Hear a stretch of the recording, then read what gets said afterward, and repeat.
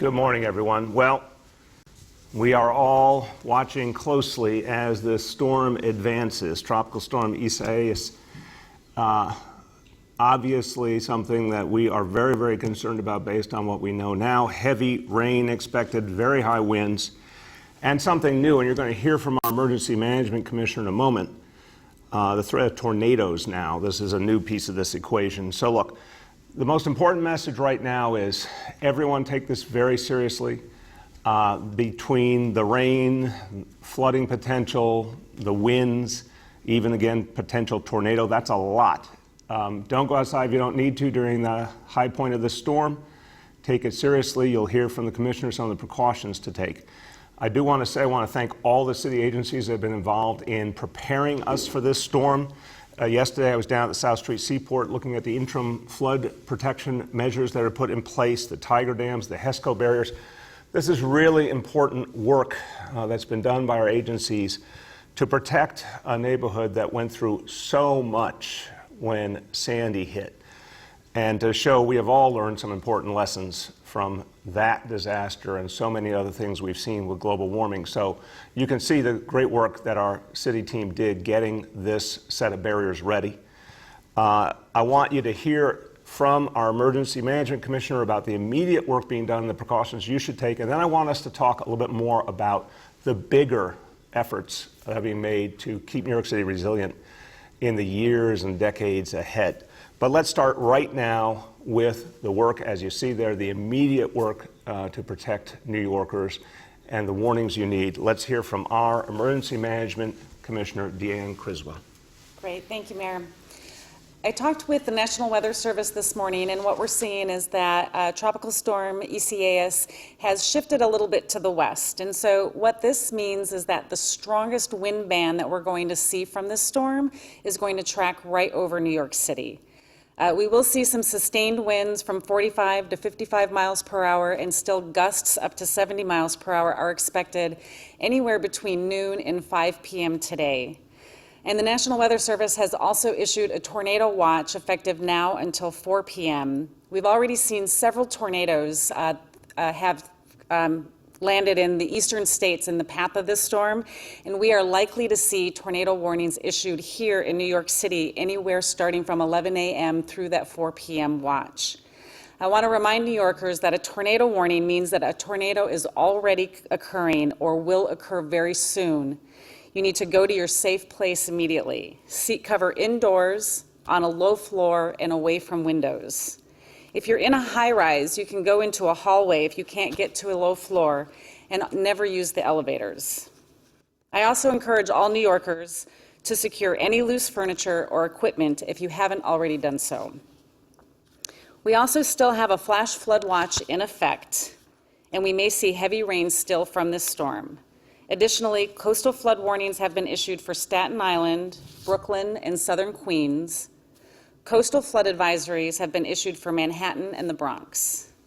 The low-lying parts of the city, including neighborhoods along the Jamaica Bay, like Broad Channel, Howard Beach, and Hamilton Beach, which typically see tidal flooding along their shore roads, may see 1 to 2 feet of water above ground from this storm.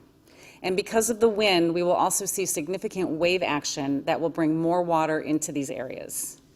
Residents in this area are reminded to move their vehicles to higher ground and remember to never drive through flooded streets. Dangerous rip currents are also forecast, and no one should be out swimming or surfing tomorrow during the storm. A quick recap: we expect high winds, some tidal flooding, and an increased threat for tornadoes. If a tornado warning is issued, seek cover immediately. If you come across flooding, whether walking or driving, turn around, don't drown. And while the waves might be appealing, the rip currents from this storm can be life-threatening.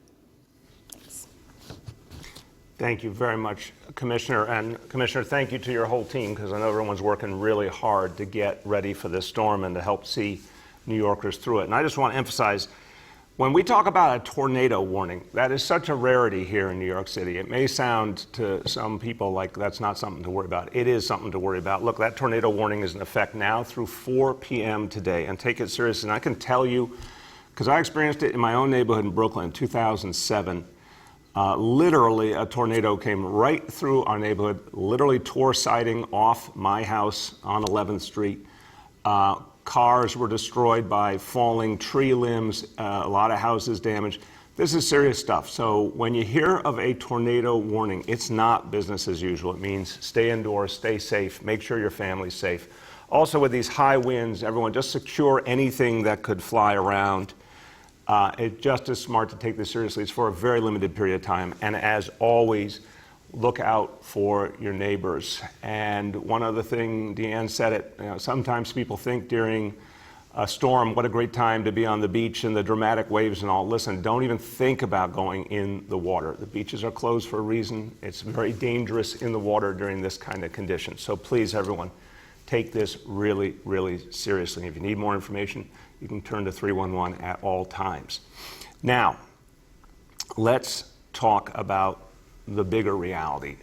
What we're seeing here and what we've been seeing now for years is the result of global warming. We've been seeing more and more pressure on coastal areas all around the world. Some of you may have been following the horrible flooding in Bangladesh right now. We have a big Bangladeshi community here in this city. We're seeing problems in cities all over the world because of global warming. This is not an abstraction, especially for New Yorkers after Sandy. As I say, after Sandy, there were no more climate change deniers in New York City. We experienced it, we lived it, we're not going to ignore it. We, as New Yorkers are realists, and as we've shown during the coronavirus crisis, we believe in science, we believe in data, and that's what protects us. So for years now, the city of New York has been putting major measures in place to protect people from rising sea levels and from the kinds of storms that we see more and more. And the key is to be resilient. The key is to make sure we do it in an equitable fashion and to start the work now of reimagining our city for the future, because as one of the great coastal cities of the world, we're going to have to constantly make change for years and decades ahead to adjust to this reality and stay the great city we are. Here to talk to you about a number of the measures that are already in place and that are being built out as we speak in New York City, our Director of the Office of Resiliency, Janie Abramsi. Thank you, Mayor. Whenever a coastal storm threatens New York City, we remember Hurricane Sandy and the devastation it caused. The science is clear. There will be more coastal storms as global warming worsens, and we must be prepared. Following Hurricane Sandy, the city committed to spending more than $20 billion to protect all 5 boroughs from climate threats, and we have made significant progress. We have deployed interim flood protection measures in the seaport, and we also have temporary protections that can be activated in dozens of other locations, including in Red Hook and Astoria. We have built nearly 10 miles of new dunes across Staten Island and the Rockaway Peninsula. We have also completed several other projects, including restoring protective wetlands in Staten Island and Queens, reconstructing the Rockaway Boardwalk using resilient design, and completing a new T-groin in Seagate, Brooklyn to reduce erosion. There's much more to come. This fall, we will be breaking ground on 2 massive coastal infrastructure projects. The East Side Coastal Resiliency Project, where we're investing $1.45 billion to protect 110,000 New Yorkers, including 28,000 NYCHA residents on the east side of Manhattan. And the Rockaway Reformulation, an Atlantic shorefront project which we're constructing in partnership with the U.S. Army Corps of Engineers. This will span roughly 6 miles from Beach 149th Street to Beach 19th Street in the Rockaways. In addition to coastal protection, we're also hardening our critical infrastructure, whether it's energy, wastewater, sewer, or transportation infrastructure. And a lot of this work has been completed since Sandy. This includes improvements such as reconfiguring underground electric networks and installing new storm-proof doors. We've also made transportation improvements, like spending $191 million to strengthen the St. George and Whitehall Staten Island ferry terminals. We're also constructing thousands of curbside rain gardens to capture rainfall and prevent flooding in inland areas. And we've also improved many of our operational emergency response measures, incorporating the lessons that we have learned during Sandy. All in all, we're protecting New Yorkers now and at the same time making good progress on many long-term projects that will make our city safer and more resilient for generations to come. Thank you so much, Janie, and thank you to you and all your colleagues for this extraordinary work. And we got a lot to do. And look, New Yorkers always rise to the challenge. So here's another challenge. We're going to get by the coronavirus crisis, but then we're going to spend years and years ahead dealing with the reality of global warming. But this city is clear about what we need to do, and I'm confident about our city and our people. We take the threat seriously. We're going to do what it takes to address it. Now, talking about our future. Look, we've been through a very tough 5 months, but I keep talking about why people should never bet against New York City and our strength and our people and our talent. And now we have a really interesting piece of news today that speaks to our future. And a lot of folks have been asking the question, will the business community continue to invest in New York City? What will our future be? Well, we got a piece of information now that I think really speaks to it. And it's a decision made by Facebook to make a major commitment to its presence in New York City. This is extraordinary. That company has leased all of the office space in the James Farley building, the former post office building, the largest post office in Manhattan. All of that space now will be part of Facebook's growing presence in New York City. That will take their job total to almost 10,000 employees in New York City. Now, this is one company in a crucial sector that's been growing for years and years in New York City, our tech community. As recent as February, over 350,000 people employed in the tech ecosystem in New York City. A big part of our future, and what a vote of confidence in our future that Facebook has made this decision. This is the first major new lease for the post-COVID era. And you can see that's a huge facility, and it will be part of our economic rebirth. So to everyone, look, the bottom line about New York City has been true for generations. It's more true than ever. Extraordinary talent here, extraordinary creativity. If you want to get anything done, come to New York City, because this is where it happens, and this is where you will find the talent to make it happen. Businesses all over the country, all over the world are going to be realizing that more and more, but seeing Facebook take the lead will send the message to all the others that this is a smart time to start the reinvestment in New York City. Let me go over our indicators. Number one, daily number of people admitted to hospitals for suspected COVID-19. Threshold is 200. Today's report, 73 patients. Number two, daily number of people in health and hospitals ICU. Threshold is 375. Today's report, 271.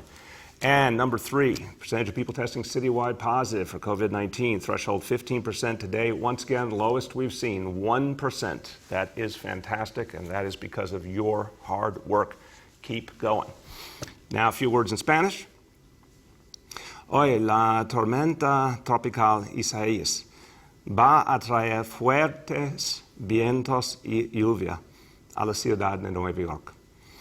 La ciudad se ha estado preparando desde ayer y hemos instalado medidas de seguridad en áreas más afectadas por la inundación.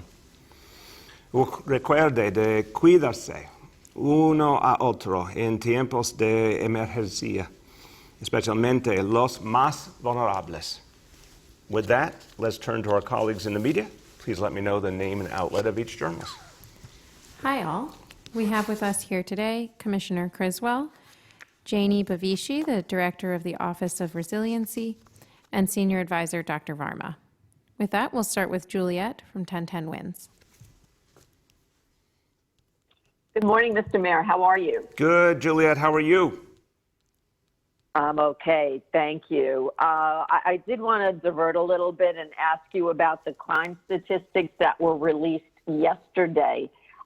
Given the surge in shootings and murders and that gun arrests are down, at what point do you think you need a different or perhaps more immediate strategy to address those numbers?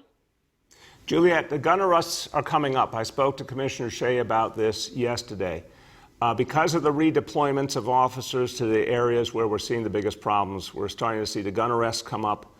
And the strategies, I believe, as they have many times before, are going to help us address this and stop this challenge.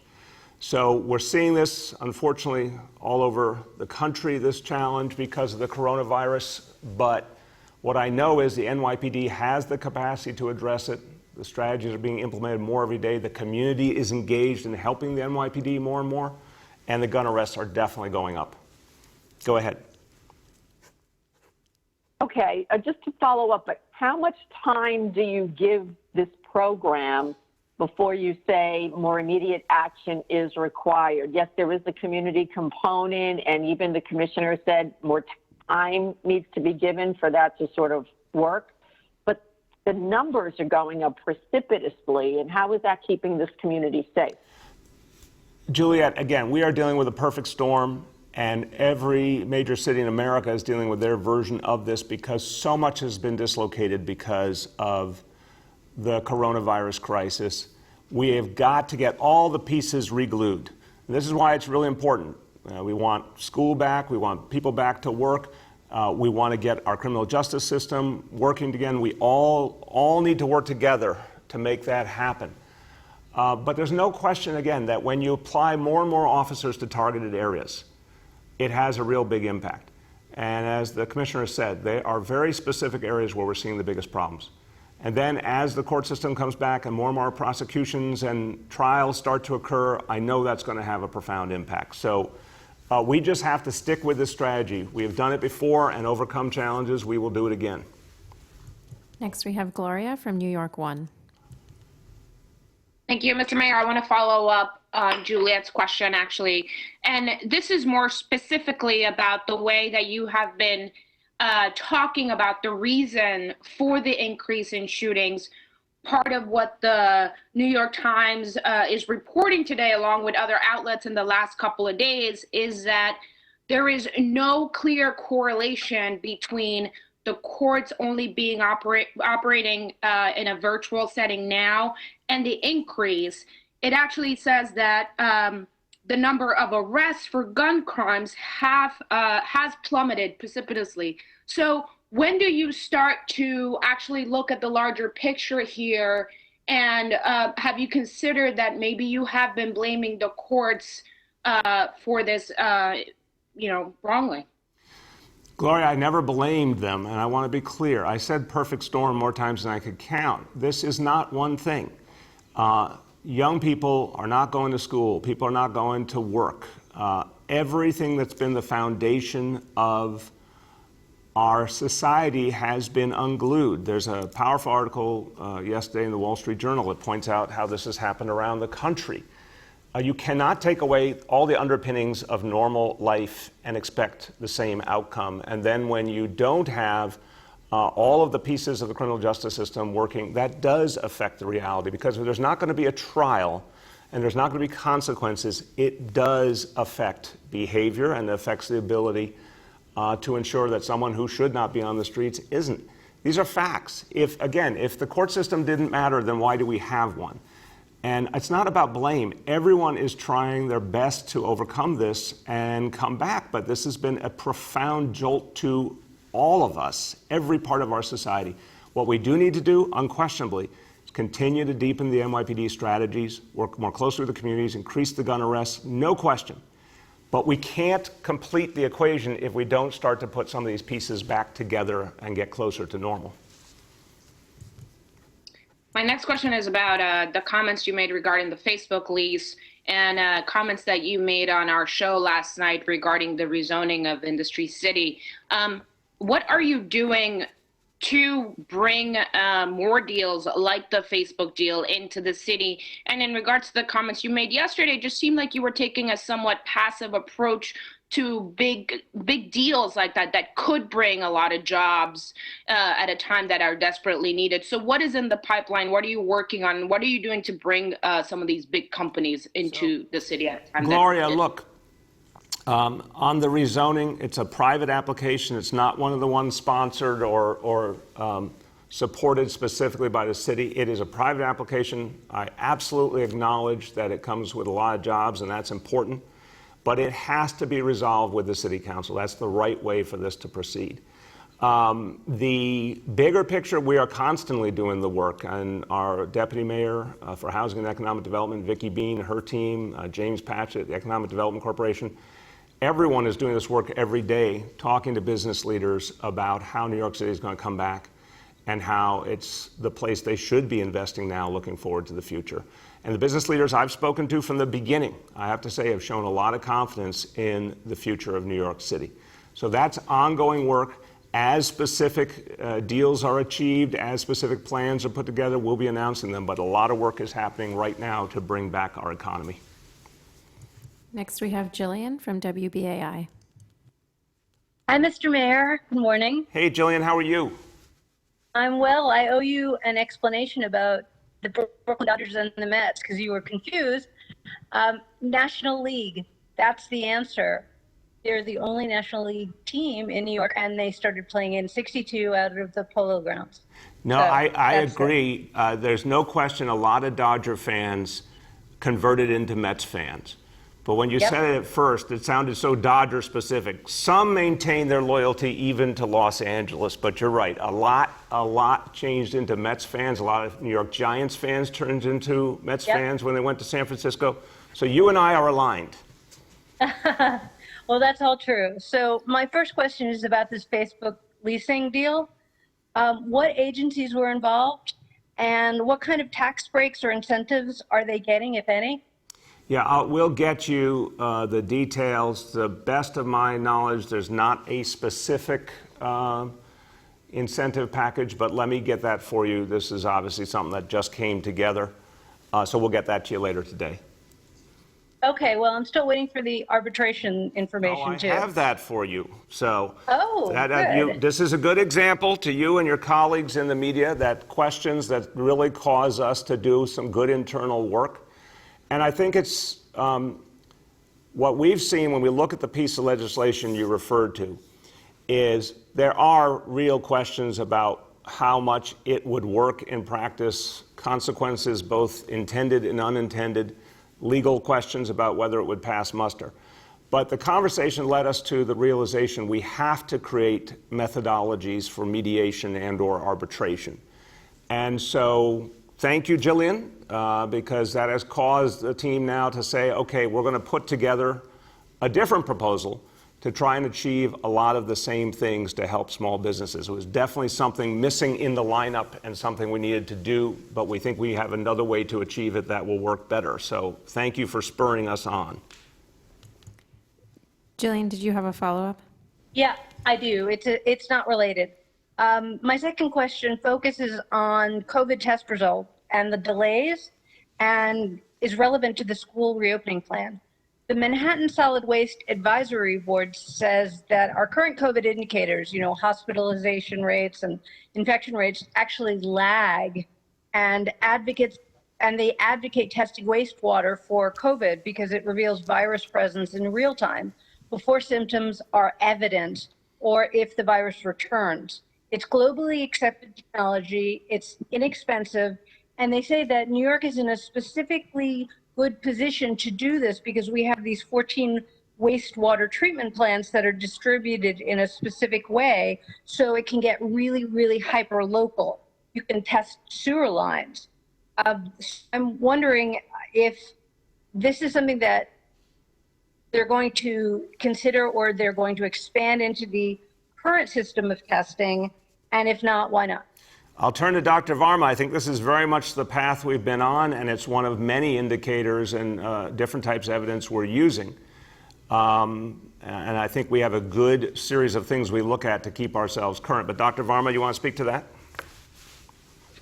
Great, thank you very much for the question. I would echo what the mayor says, that the indicators that we're using right now are actually very well validated for our work here in New York City.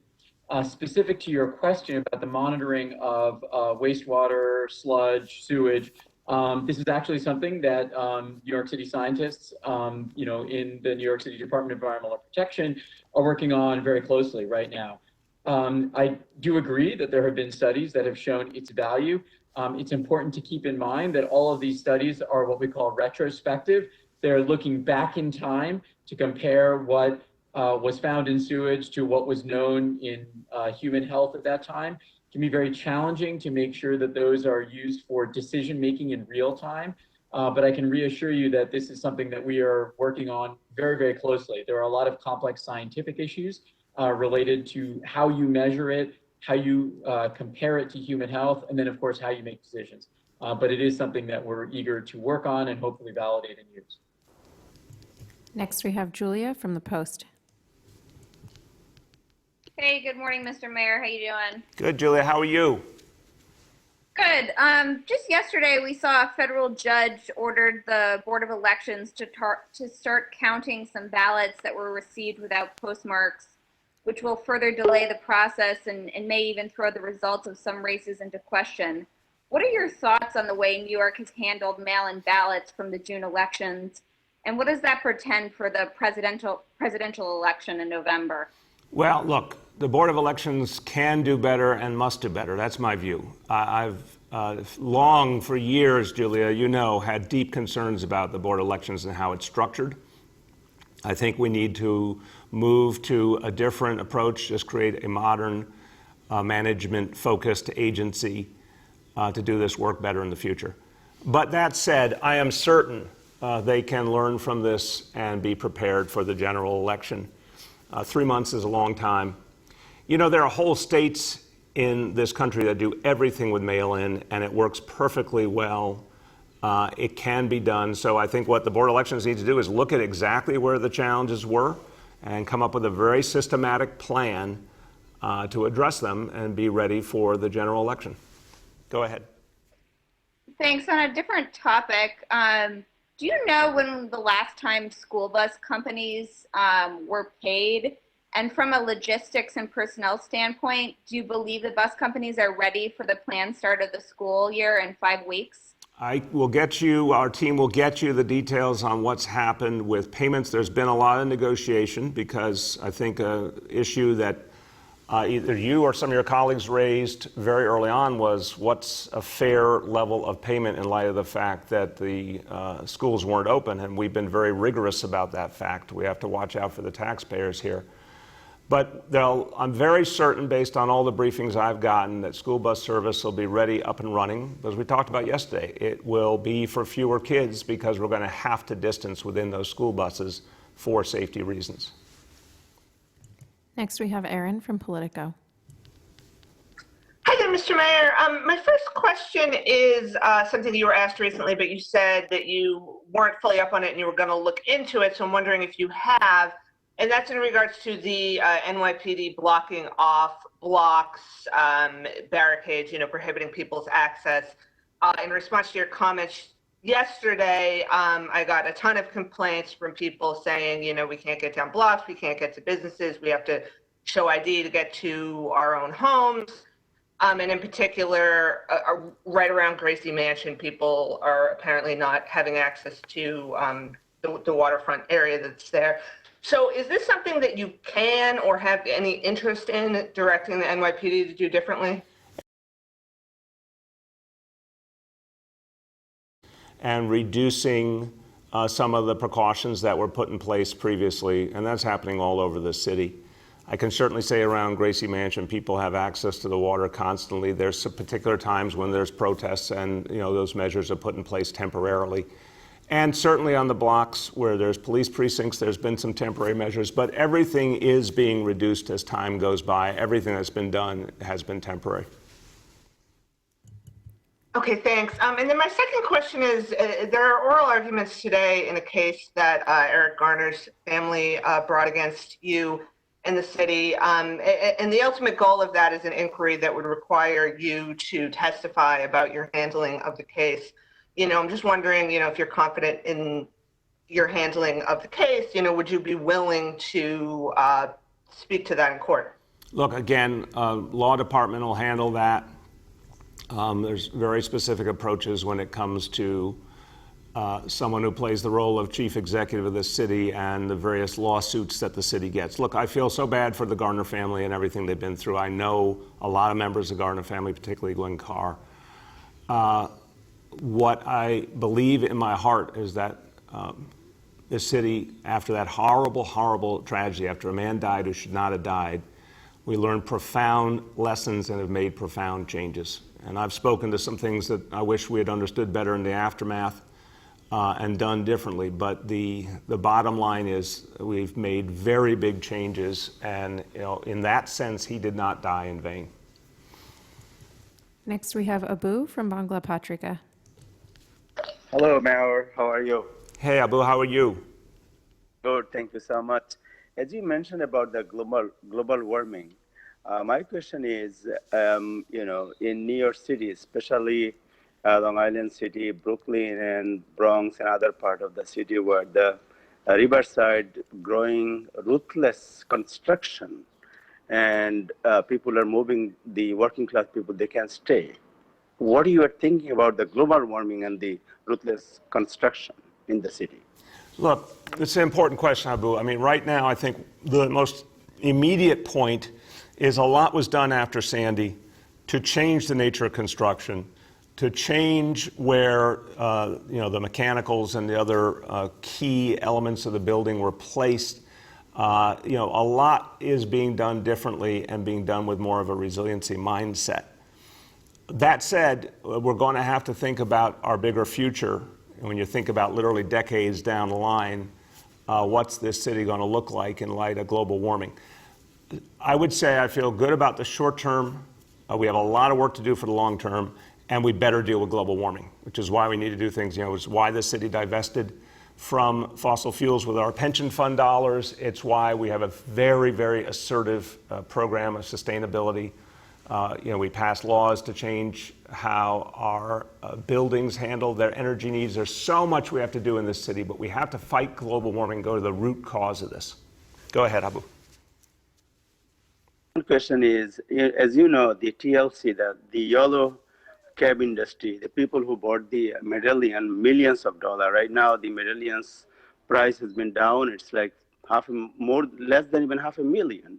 And people the owner, they can't pay the mortgage. Do you have any idea? Do you have any plan to help the taxi industry, how they can sustain? Yeah, look, there's so much we need to do to help taxi drivers and folks in the for-hire vehicle industry.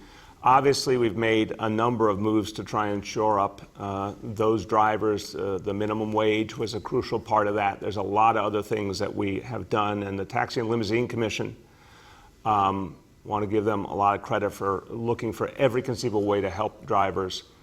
In terms of some kind of bigger effort, that really needs to come with federal dollars, especially in light of our fiscal crisis. But I think it's important to recognize, and again, we are 3 months away from an election. If there is a change in Washington, I think the notion of potentially getting some kind of bailout becomes a much more real possibility. Last two for today. Next, we have Ruvain from Hamodia. Good morning, Mr. Mayor. There's been discussion about residents of the Upper West Side being unhappy about hotels in their neighborhood being used as homeless shelters. Also, a friend of mine stayed in a Midtown hotel last week and said that considering the clientele there, he didn't feel safe going up and down the elevators or walking in the hall, and he wonders if maybe the city had rented some rooms there that night. So my question is, will the city make public on an ongoing basis a list of the hotels being used as homeless shelters and or COVID quarantine locations so that prospective hotel customers can know beforehand? I'm going to defer that question because I think there are some bigger issues there about privacy rights and what's the appropriate way to handle something like that from the individual point of view, from the business point of view, et cetera. So our team will come back to you on that. But I do want to emphasize, we've had to do something on an emergency basis. Again, many questions keep coming back to the same point. It's a pandemic. It has caused massive dislocation. We had to get a lot of people out of shelters temporarily into hotels to space people out and make sure they were safe. When this crisis is over, and it's a matter of months until there's a vaccine and the crisis is over, then we're going to bring people back into the shelter system out of those hotels, and a lot of things will start to change. But in the meantime, this is actually about protecting people's lives and safety. Go ahead. My next question is about the Black Lives Matter movement, which you have expressed strong support for. So in addition to the issue of racial equality, various factions and leaders of the movement have voiced opinions and said the movement stands for other issues as well, including opposition to Israel and opposition to the importance of the nuclear family. You're a supporter of Israel, and you have a long marriage with a lovely wife and children. My question is, do you support everything the Black Lives Matter movement stands for, or only the issue of racial equality? I appreciate the question, and you and I have had lots of conversations. I thank you for recognizing the facts that I am a strong supporter of the state of Israel. And also, yes, I have a wonderful family, and I'm blessed. The Black Lives Matter movement is a large, complex movement. It doesn't, to the best of my knowledge, have a traditional hierarchical structure or national headquarters or those type of things. It's a very decentralized movement. I don't know everything that each leader and each local chapter has said. I do know the underlying point, the three words and what they mean. And for 400 years in America, people of African descent were disrespected, disenfranchised, not given their fair share. That must end. It must end now. And that declaration, Black Lives Matter, is all about changing that foundation, that reality. And that's what we're going to do in this city. But that's a different matter than what each and every member or chapter of the organization feels. I couldn't quote that to you. So I'm talking about the big concept here. Last one for today, we have Reuven from the city. Hi, Mr. Mayor. Thanks for taking my question. The NYPD 26 Precinct Twitter handle in Harlem liked multiple tweets by President Trump and several conspiracy theories. An NYPD spokesperson said that the incident was looked into and the matter has been handled internally. But community activists are asking for the commissioner to probe what happened and to make those findings public. I was wondering if I can get your take on the issue. Well, it's the first I'm hearing of it, and look, there's no place for a precinct Twitter handle to get involved in anything involving politics, certainly. I don't know what was done here. I don't know what was retweeted. I'd need to see a lot more. But I do think people need to know that all of our precincts, all of our officers are just focused on one thing, which is upholding the law and keeping people safe. So let me get more information about that, because that one would concern me if a particular line was crossed. Separately, day camps have been open for weeks now. The city has told me that they're tracking COVID cases that are tied back to those camps, but a health department spokesperson has told me that they will not release those figures, although also added that there were only a few cases that tied back to those camps. Can you tell me why the city is not releasing that data, especially if it could be help to inform parents who are seeking to place their kids in day camp or looking for information regarding what they should do for the upcoming school year? Sure. No, it's a good question. And look, we've said very clearly about our school system, our public school system, we're going to be very transparent when there are cases. I do think with the camps, we're talking about organizations that are not part of the public sector, and there probably are some real legal issues we have to navigate there and confidentiality issues, including about the health status of individual kids where there are privacy concerns. But I think it's a real fair question. Let us come back to you on that one, both about the structure we're taking with information and what we're doing to keep those camps safe going forward and give people the information they need. I appreciate that question, and we will get you an answer today. Everybody, as we conclude here, first of all, just a factual update. I misspoke earlier using the phrase tornado warning. It's a tornado watch, which is less severe than a tornado warning, but doesn't change the basic reality. Beware, because again, even though we don't think of New York City as a place where you have tornadoes, it can happen here. I can personally testify to that and take it seriously, and let's be careful over these next hours. But I think the bigger point here is New York City has gone through so much, not just in these last 5 months, but lots of other challenges and crises. And we are not, when we look down the barrel of these kind of realities,